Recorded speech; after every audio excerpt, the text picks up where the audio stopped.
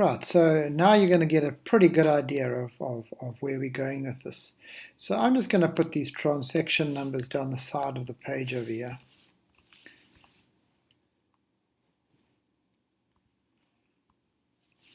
I could have done this beforehand, but I want you to see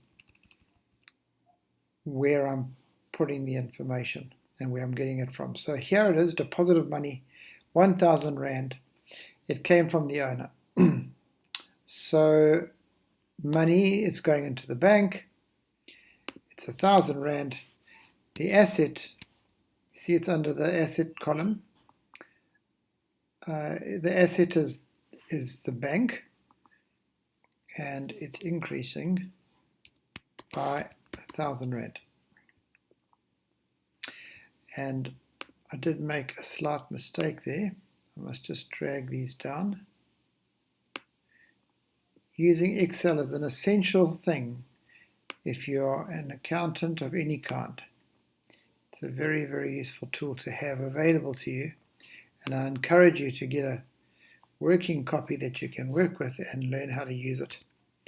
So equity is going up, and the equity that's going up is the account in the general ledger is called capital.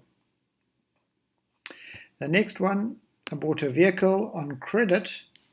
It was a bank loan, and what I should have done here, bank loan 15,000 Rand, ABBA Bank. Don't know if you ever remember the music group ABBA. Yeah, might have been a slightly before your time, I'm not sure, but I enjoy ABBA music. So now if I have a look at vehicles, the vehicles is an asset because it's a resource. There it is, it's increasing by 15,000, and there is the liability to ABBA Bank, increasing by 15,000. Then I go on to, now this is an interesting one, because you buy the vehicle's an asset. Just take a moment to have a look at the second entry. Just tell me in your head what the effect is on the financial position or the equity of this transaction. Because what's actually happened is my assets have gone up and my liabilities have gone up by a similar amount. There's no effect on my equity, because assets have gone up and liabilities have gone up. When you buy a vehicle, it doesn't actually affect your financial position. It can affect other things, but not your financial position.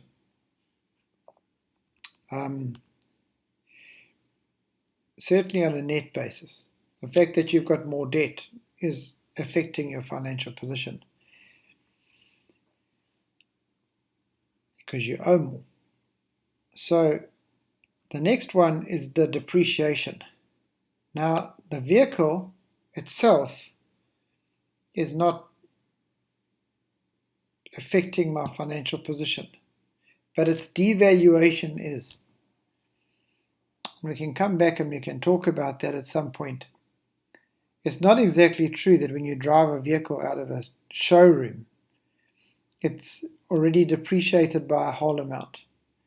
It isn't true, because the reason why I bought it was not to sell it tomorrow. It was to use it. And the reason why I can't sell it tomorrow for the same price that I bought it for today is because the person who sold it to me, especially a dealership, they actually have got selling costs that they have got to recoup. So they add that to the purchase price. It's part of the price, but the agents are going to get that commission. So they're not going to give you the commission back because you take it back tomorrow. They'll pay you net of the commission.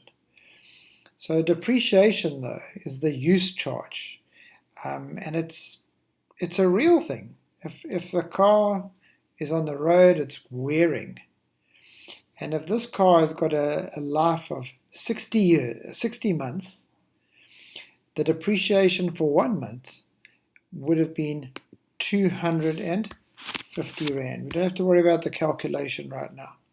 You can take my word for it. But you can see that the vehicle has come down by 250. And now if I go and have a look at my expenses, here's my expenses. I'm going to pop it in here. My depreciation is 250. Now that minus, you could say, but my depreciation is increased. But remember, when we're thinking about expenses, you always think about the effect on equity. Expenses decrease, equity. So now that we've got the third transaction in, then we made a sale. I'm going to whiz through these. We made a sale. Now the sale is income. What is income? It's an inflow of economic benefits, and it results in an increase in assets. Now in this case, was this a cash sale or a credit sale? It was a cash sale. We physically received the money. So now we're going to have plus 2,500 under sales from services, and whoops, okay, and we are now going to increase our bank by 2,500 Rand. So bank has gone up by 2,500, and remember, income and expenses, you always think of the effect on equity. So it's plus 2,500 to sales from services. Then we've got interest on the bank balance of 5 Rand. Now what normally happens is that normally just comes straight off your bank. The bank just takes it off. There it is. It's going to reduce the bank. And sorry, that's interest on bank balance. It is a plus. Okay. So it's interest received plus 5. And we then pay for petrol. Petrol is an expense. It's not the paying for it that makes the expense. It's the fact that I've used petrol, I've used economic resources to actually to generate the income. So then petrol is 250. So my bank is going to come down by 250, and my expense, petrol, is going to decrease equity by 250. Remember, whenever I see expenses or income, I'm always thinking about the effect on equity.